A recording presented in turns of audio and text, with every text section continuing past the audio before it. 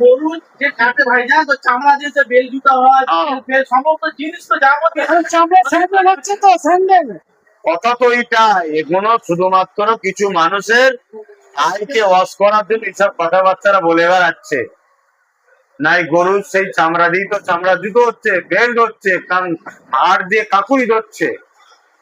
Bulldozer দিয়ে ঘর বাড়ি মসজিদ মাদ্রাসা রাস্তাঘাট যেগুলো ভেঙে দিচ্ছে। এই তো তুফান শুরু হয়েছে, তো এরকম ঘন ঘন তুফান আরো আসবে, ঝড় তুফান, বন্যা, খরা, তারপরে কি বলে ভূমিকম্প। গরিবের উপরে জুলুম করলে গরিবের পক্ষ থেকে স্রষ্টার পক্ষে মার আসবে। অতএব কোন আনলিগাল যেমন ঘর যদি কেউ করে, সে এমনি এমনি করেনি, নিশ্চয়ই তাকে সরকার পিছন দিয়ে কোনো টাকা নিয়ে বা প্রশাসনিক সহযোগিতায় বা এলাকার ছোটখাটো নেতাদের সহযোগিতায় সে আনলিগাল করেছে। তাহলে এর জন্য কিছু মাল পানি ইনকাম করেছে। এখন কোন সরকার নতুন করে এসছে, সে ভাঙছে। কেন ভাঙছেন? না আনলিগাল। তা ভাঙার জন্য আনলিগাল হবে, ভাঙাতে উচিত হবে না, তাদের নোটিশ দেওয়া দরকার। কোর্টের রায় একটা কিছু নোটিশ যাবে, নিয়ম যাবে। যদি আনলিগাল হয়ে থাকে দেশের পক্ষ থেকে অ্যাকশন হবে। কিন্তু এগুলো কিছুই নয়।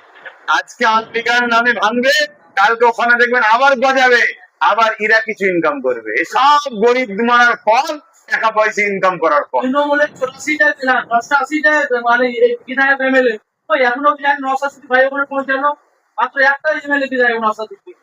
তৃণমূলের বিধায়ক গুলো কোথায় গেল? এতদিন যে কথা বলছিল, যারা ভোট দিচ্ছে তারা বন্ধু করে বোধহয় গেছে। তো জনগণ সাধারণ মানুষ তো বলছে যে মমতা যে বাংলার কাজ করছে, তার বিধায়ক গুলো কই? যে বললো যে বিল্ডিং গুলো ভাঙছে, মসজিদ ভাঙছে। আগেও ছিল না মমতার এমএলএরা কোনো ভালো কাজে, এখনো কোনো ভালো কাজে পাওয়া যাবে না। আমাদের আগে প্রকাশ্য অন্যায় কাজে পাওয়া যেত, এখন গোপনে অন্যায় কাজে পাওয়া যাবে। আমরা দেখতে পাইছি বিজেপি না বামফ্রন্ট সিপিএম আর আইএসএফ কে আগামী দিনে ভয় পেতে শুরু করেছে বিজেপি সরকার। বিজেপি প্রত্যেক সময় দেখবেন যারা অন্যায়ের বিরুদ্ধে ন্যায়ের পক্ষে তাদেরকেই বিজেপি ভয় করে। বিজেপি কোনো দিনের জন্য চাইবে না কোনো এমন আওয়াজে উঠুক যে আওয়াজ সত্যের পক্ষে উঠছে।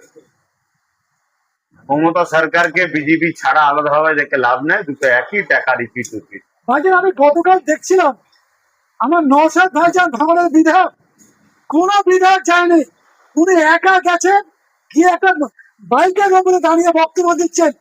বক্তব্য শোনার পরে কিন্তু সবাই শান্ত হয়ে গেছে। আপনি কি বলবেন? দেখুন, মানুষ, সাধারণ মানুষ, তারা কোনটা ভালো কোনটা মন্দ, বা এক জায়গায় যখন ভিড় হয় যদি কেউ নেতৃত্ব দিতে ভালো লোক না থাকে, সেখানে বিশৃঙ্খলা হওয়া স্বাভাবিক। সেই জায়গায় কেউ যদি উপকার কতটা হয় পরের কথা, কেউ যদি এসে ভালো